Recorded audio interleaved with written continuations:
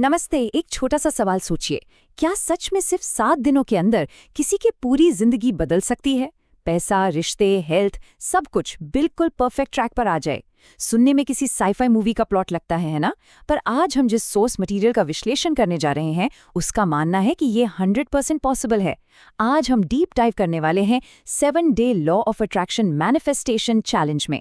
Source का दावा है कि ये फ्रेमवर्क किसी की भी रियलिटी को सिर्फ एक हफ्ते में 180 डिग्रीज पलट सकता है।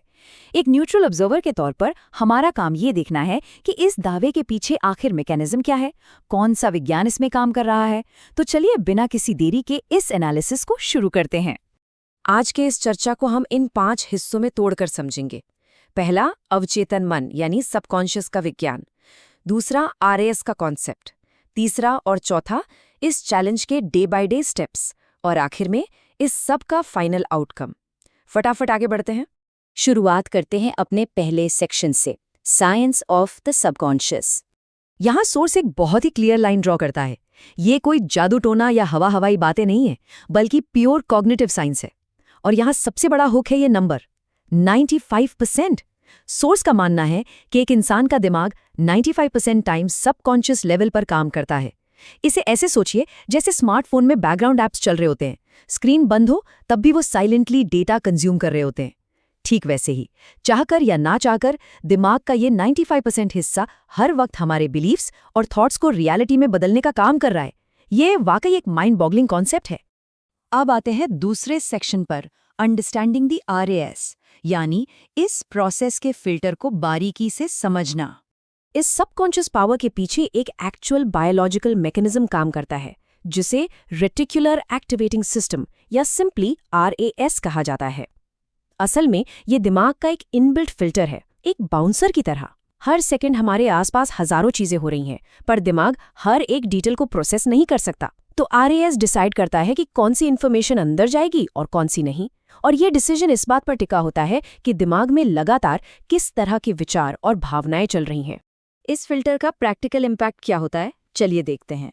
सोर्स इसे इस तरह समझाता है। मान लीजिए अगर किसी के दिमाग में एक नेगेटिव फोकस सेट है, जैसे लगातार ये सोचना कि पैसे की कमी है या कुछ ठीक नहीं हो रहा, तो आरएएस फिल्टर ढूंढ ढूंढ कर ऐसी ही चीजें लाएगा जो इस डर को सच साबित करें। पर ठीक इसके उलट, अगर इस फोकस को फ्लिप करके अबंडेंस यानी प्रचुरता पर सेट कर दिया जाए, ग्रैटिट्यूड और सक्सेस के विचार लाए जाएं, तो यही फिल्टर अचानक नए अपॉर्चुनिटीज दिखाने लगता है जो हमेशा से वहीं थे पर पहले दिख नहीं रहे थे। यही वो लेंस है जिसे इस 7-डे चैलेंज का असली इंजन बताया गया है।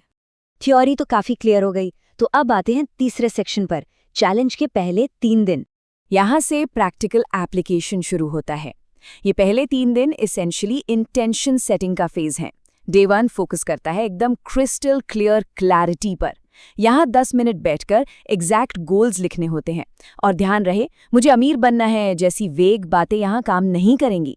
एक स्पेसिफिक नंबर चाहिए, जैसे हर महीने 1 लाख रुपए मिल रहे हैं। डे 2 में एंट्री होती है एफर्मेशंस की। और डे 3 कंप्लीटली विविड विजुअलाइजेशन के बारे में है, जहां 10 मिनट के लिए ऐसी डीपली कल्पना करनी होती है कि वो फ्यूचर लाइफ अभी इस वक्त इसी सेकंड जी जा रही है। डे 2 के लिए सोर्स कुछ बहुत ही स्पेसिफिक एफर्मेशंस देता है, जैसे कि ये लाइंस: मैं अबंडेंस का मैग्नेट हूँ, सभी अच्छी चीजें नेचुरली मेरी तरफ आ रही हैं, मैं इसका हकदार हूँ। इन्हें सुबह और रात 21 बार रिपीट करने का इंस्ट्रक्शन है। पर कैच ये है कि इन्हें सिर्फ किसी मशीन की तरह रोट लर्निंग से नहीं पढ़ना है, एकदम फील करके इमोशन के साथ बोलना है, बिल्कुल वैसे ही जैसे ये सब ऑलरेडी सच हो चुका हो। आरएएस फिल्टर को रीप्रोग्राम करने का यही मेन तरीका बताया गया है। चलिए आगे बढ़ते हैं चौथे सेक्शन पर, चैलेंज के आखिरी 4 दिन, डे 4 to 7। चैलेंज का ये सेकंड हाफ पूरी तरह से गियर शिफ्ट कर देता है। अब बात सिर्फ सोचने की नहीं है, एक्शन लेने की है। डे 4 पर एक ग्रैटिट्यूड जर्नल मेंटेन करनी है। 10 ऐसी चीजें लिखनी हैं जिनके लिए दिल से आभार महसूस होता हो। डे 5 बहुत इंटरेस्टिंग है। यहाँ इंस्पायर्ड एक्शन लेना है, क्योंकि यूनिवर्स सिर्फ उनकी मदद करता है जो खुद कोई कदम उठाते हैं, कोई भी एक छोटा सा फिजिकल स्टेप जो उस गोल की तरफ ले जाए। फिर डे 6 लेटिंग गो के बारे में है, और आखिर में डे 7 रिफ्लेक्शन और सेलिब्रेशन का दिन है। डे 6 पर थोड़ा स्पेशली फोकस करते हैं, क्योंकि ये स्टेप काफी क्रिटिकल है। यहाँ सीधा इंस्ट्रक्शन है: release control, doubt and worry. यानी हमेशा रिजल्ट्स को कंट्रोल करने की जो आदत होती है उस पर ब्रेक लगाना है। सोर्स का क्लियर आर्ग्यूमेंट है कि पैनिक, डाउट और ओवरथिंकिंग उन सभी पॉजिटिव रिजल्ट्स को ब्लॉक कर देते हैं जो पहले 5 दिनों में बिल्ड हुए हैं। प्रोसेस पर पूरा अनकंडीशनल ट्रस्ट रखना इस पजल का सबसे जरूरी हिस्सा है। और अब आते हैं अपने आखिरी सेक्शन पर, द फाइनल आउटकम। इस सब का नतीजा क्या निकलता है? जब ये सारे मेंटल और फिजिकल स्टेप्स पूरे हो जाते हैं तो डे 7 सिर्फ इस बात के लिए है कि अपने आसपास के माहौल को कीनली ऑब्जर्व किया जाए। सोर्स कहता है कि छोटे बड़े साइंस पर ध्यान देना जरूरी है। हो सकता है कोई अचानक नया आइडिया क्लिक कर जाए, किसी पुराने कनेक्शन का फोन आ जाए या कोई नया रास्ता दिखे। इन साइंस को नोट करना है और इन्हें सेलिब्रेट करना है। सोर्स के अनुसार ये सेलिब्रेशन सिर्फ इन 7 दिनों के टास्क का दी एंड नहीं है, बल्कि ये एक ब्रांड न्यू आइडेंटिटी, एक नए अस्तित्व की फाउंडेशन है। तो एंड में सबसे बड़ा सवाल यही आकर रुकता है, क्या वाकई लिटरली सिर्फ 7 दिनों में एक नई रियलिटी शुरू हो सकती है? अगर हम रेटिकुलर एक्टिवेटिंग सिस्टम के विज्ञान पर गौर करें तो ये फैक्ट है कि दिमाग वही देखता है जिसे देखने के लिए उसे ट्रेन किया जाता है।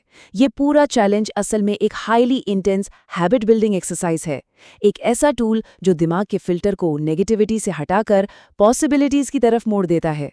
अब इस प्रोसेस को लॉ ऑफ अट्रैक्शन का नाम दिया जाए या फिर प्योर अप्लाइड साइकोलॉजी का, ध्यान और एक्शन को एक दिशा में अलाइन करने का असर पड़ता जरूर है। क्या ये चैलेंज असल में वो मैजिकल लाइफ दे सकता है? ये तो शायद ट्राई करने के बाद ही पता लग सकता है। आज के इस डीप डाइव में साथ जुड़ने के लिए बहुत बहुत शुक्रिया। ऐसे ही और अमेजिंग टॉपिक्स के साथ फिर मुलाकात होगी।